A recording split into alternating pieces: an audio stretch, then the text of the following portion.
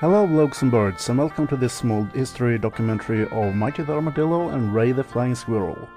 There has hardly been anyone who hasn't heard but news of Mighty and Ray as new playable characters from Sonic Mania, but fewer people probably know who these characters really are. So in this video I will go back to the very beginning of their creation around 1990 to where they are today. When Sonic was created, Sega was experimenting with several animal concepts. One early concept was that he in fact would be a rabbit who fights with long ears. But another prototype was that he would be an armadillo, and this is where Mighty comes into the picture for the first time. Around this time, Ray the Squirrel was created, as well as Vector the Crocodile, who later would make it to several other Sonic games, and also, as a side note, Max the Parrot, who never made it to any games at all.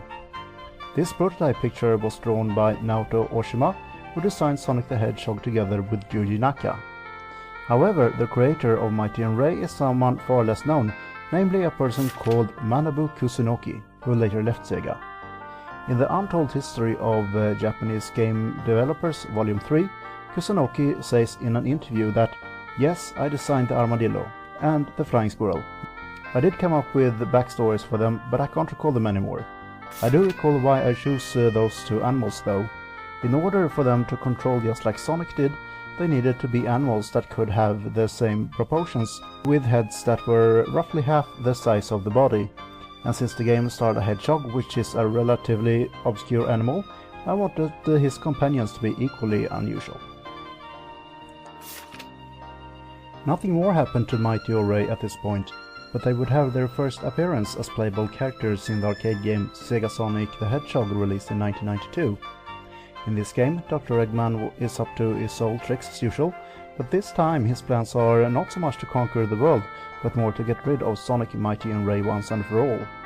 So Eggman traps our three heroes and brings them to his island, filled with hazards and traps, and the gang must escape the island. This was also the first time we had any Sonic characters having voices, and as for Mighty's voice, he was voiced by the then 24-year-old Yusuke Numata, who also would do several voices for both the show and video games of Dragon Ball, as well as a few voices in the Japanese version of Star Fox Assault. As for Ray, there have been comments suggesting that his voice was extremely feminine, and this is actually not entirely wrong, as he was voiced by the then 26-year-old Hinako Kanamaru. But except for SegaSonic the Hedgehog, she barely had any further roles in any other games or TV shows.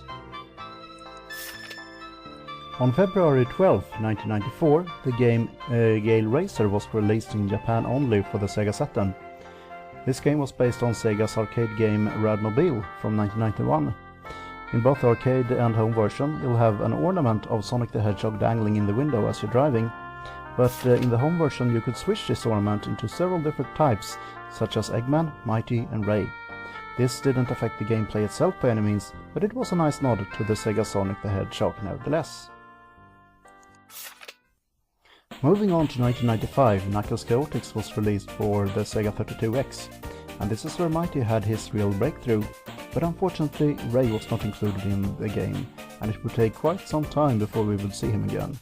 But in this game the plot is simplified that Dr. Eggman has taken over an amusement park, and has taken a hold of several chaos rings that had tremendous amounts of energy, so it is up to the Chaotix to set things right. As for Mighty, the English instructions state that Mighty is just that. He's strong, smart and confident, and he can't stand weakness in anything. He's one of Knuckles' good friends, and is determined to help save the island from the Robotnik. In the Japanese instructions, Mighty is 16 years old, and loves peace and nature, and dislikes violence. He is very fond of forest bathing. It is a little unclear what this refers to, but my personal guess is simply that he enjoys being at peace with nature and with the forest. In the Japanese instructions, he is also described as a traveler who stumbles on the island with the amusement park more or less by accident, and gets captured by Eggman at first, but is set free by Knuckles, who owns the Chaotix and help them set things right. Mighty's power is not directly shown in the game, as his only special ability is climbing walls rapidly while jumping against them. We're taking a break from the games for a while and move on to the English Fleetway and the American Archie comic. As for the Fleetway comic, first of all, that was released in the mid-1990s, Most of the stories were written by Nigel Kitching and Richard Elson, and Sega had very little input in the comics, giving the staff at Fleetway pretty much free rein to make the comics as they wanted.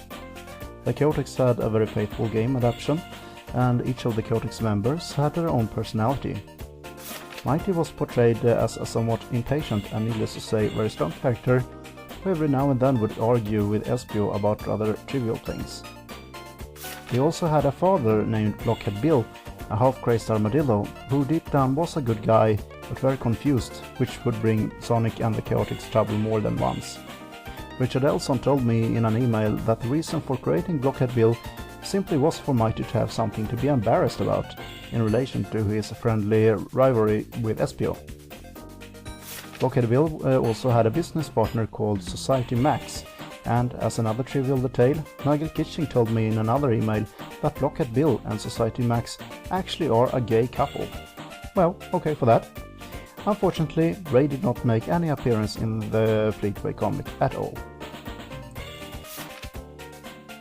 The American Sonic Archie comic had at the beginning a very faithful adaptation to the game universe also, and Mighty was once again playing his role as the main strength of the Chaotix.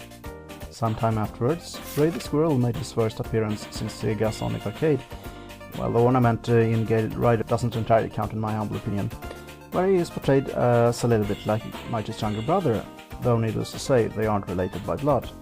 Having a traumatic past, he had a stuttered speech, but thanks to Mighty and all his friends he was able to overcome his problem.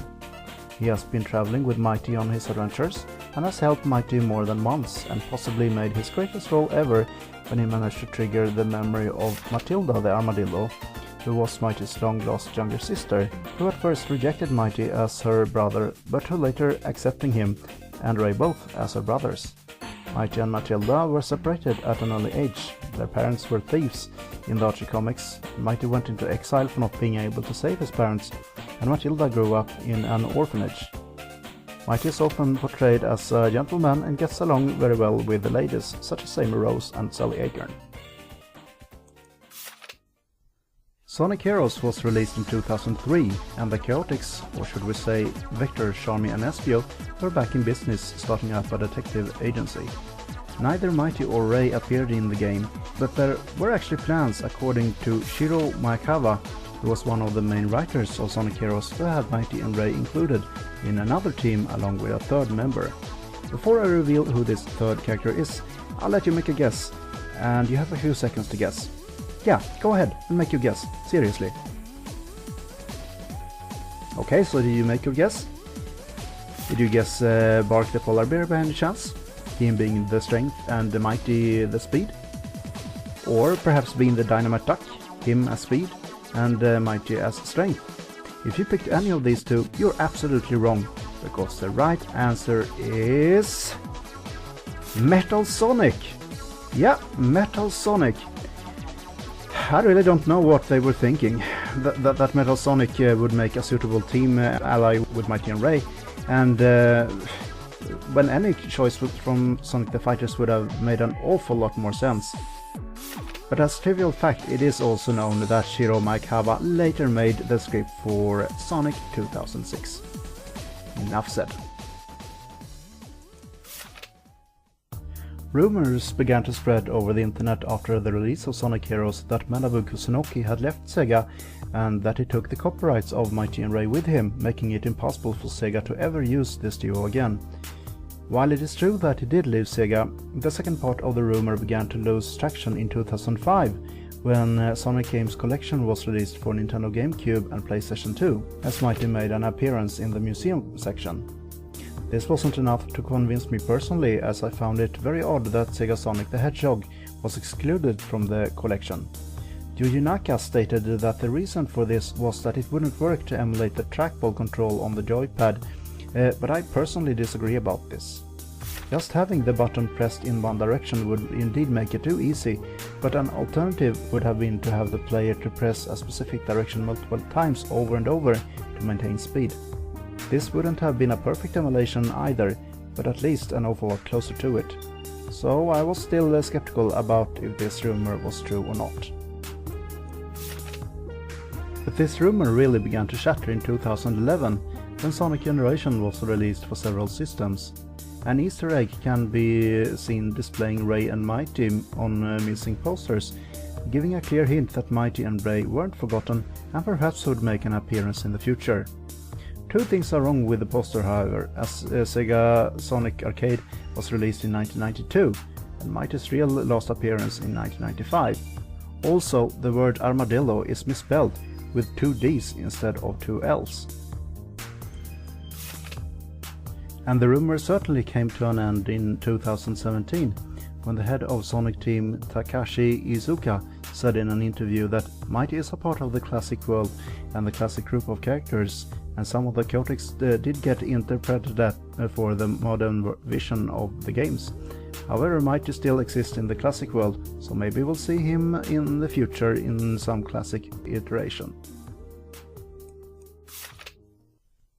And so, 2018 finally arrived. Mighty and Ray are finally back. To lots of fans' delight, the dynamic duo is finally back after 23 and 26 years of absence respectively.